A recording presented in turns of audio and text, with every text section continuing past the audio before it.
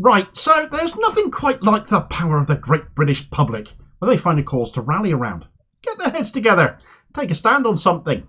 It might take us a while to get there sometimes, but when we get sufficiently fed up at something or somebody, sufficiently horrified and upset and angered, then we turn out, and can effect change that our elected representatives fail to do or fail to listen to.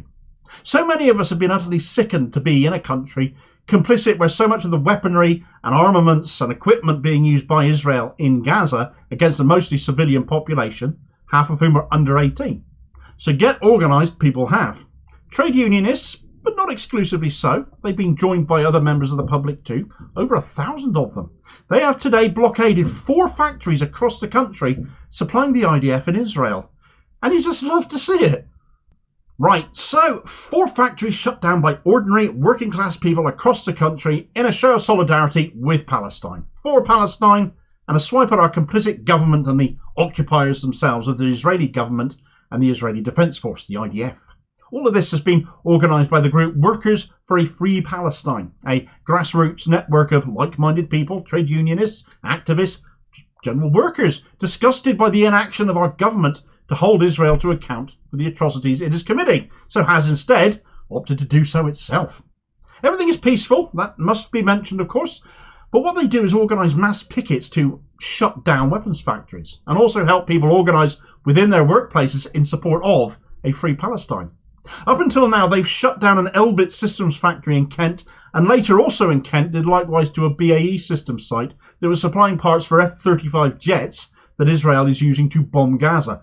But today is their biggest action to date, shutting down 4 factories across the country, showing not only that people up and down the country are on the same page as them, but that they are now affecting the Israeli war machine in the UK everywhere. Today they reckon they've got over 1,000 people picketing 4 sites. The Samlesbury Aerodrome in Preston, Lancashire, where F-35 fuselages are made by BAE Systems. Eton Mission Systems at Wimborne in Dorset has had all 3 of its entrances blocked. Again, another site that makes parts for F-35s. The BAE Govan site in Glasgow has been shut down by Glasgow residents, which tickles me no end that this one was organised by ordinary people, and where again F-35 parts are produced, but also parts for Mk-38 Mod 2 machine gun systems. And lastly, in Brighton, the Brighton and Hove Action for Palestine group have shut down the L3 Harris Release and Integrated Solutions Limited factory, which supplies parts for F-35s and also F-16s used by the IDF in their attacks on Gaza. F-35s are, according to their manufacturers Lockheed Martin, the most lethal fighter aircraft in the world. That Israel is using them as they are makes what they are doing all the more sickening.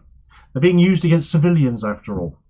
What do Gazans have versus the most state-of-the-art aircraft and weaponry the world can possibly offer? It's not gone without incidents though.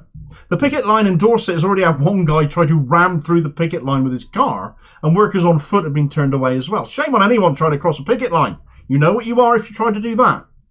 Thus far, the media have largely ignored what has been happening. Goodness knows we can't have people getting ideas that we can just go out and protest and make our disagreement with what is going on here known. Heaven forfend. But the BBC, of all people, has put out an article on its website. It's only on its website. Half the article taken up just with asking the question nobody else is asking. And they're not asking it for a very good reason, because it's a stupid question. And that question is, what are the police doing about it? Well, they're apparently there on scene, observing the right to protest and ensuring nobody is doing anything which would give them an excuse to end the protest. And every media outlet ignoring it right now, an excuse to pump out nonsense about violent protesters and the like, because we know they will. It sets their desired narrative. Right now, there's no angle for them because nobody's doing that. And the protesters absolutely should keep it that way. Independent and alternative media outlets, of course, are picking it up and will give it the attention and context it deserves.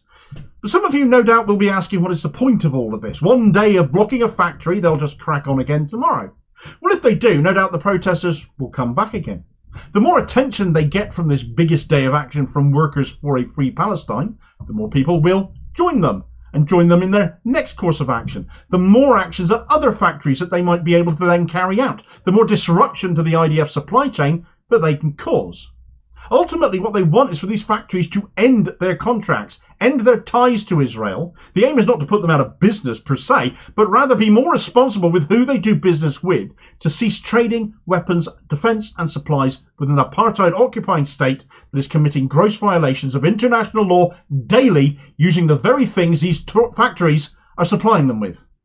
This also isn't just a British move, because today's actions have also been coordinated in other European states too, demonstrating a day of solidarity with the Palestinian people across Europe, who I sincerely hope get to hear of this. Locked down as they are, getting news in or out of Gaza to Gazan people is seriously difficult right now.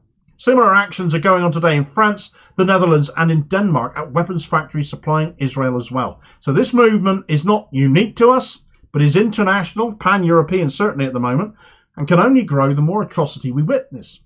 If the UK government won't get on the right page here, do the right thing, if the opposition led by Keir Starmer won't say and do what needs to be said and done, the international community is failing to deal with Israel for their war crimes, then ordinary people here are showing that it is possible for us all to do something, whilst political avenues continue to fail us. Peaceful protest, forcing a shutdown of arms manufacturers, hitting them where it hurts, in their pockets, and it can be repeated as often as needs be to make the point. If international sanctions can't be brought against Israel because our leaders dare not confront them, are afraid of them, then we can issue our own sanctions by cutting off their supply chains, at least for a day or two. No violence, no fighting, no conflict with the police, none of that is necessary to make the point. Solidarity to everyone involved today. Go to workersforafreepalestine.com if you'd like to join in. Thanks for watching. I hope you found this video useful. Do like, share and subscribe if you did. More content out daily. Please do have your say on this story in the comments below too, and be part of the conversation. Meanwhile, here's a video recommendation where Israel, with the ceasefire now over, are laying waste to even more of Gaza, hitting southern and central areas. But there's a dirty beach they can have. Who says Israel aren't generous? According to the wretch that passes for the UK ambassador for Israel, Zippy Hotovely, just as a reminder as to why people have blockaded factories today as they have done. And I'll hopefully catch you on the next vid. Cheers, folks.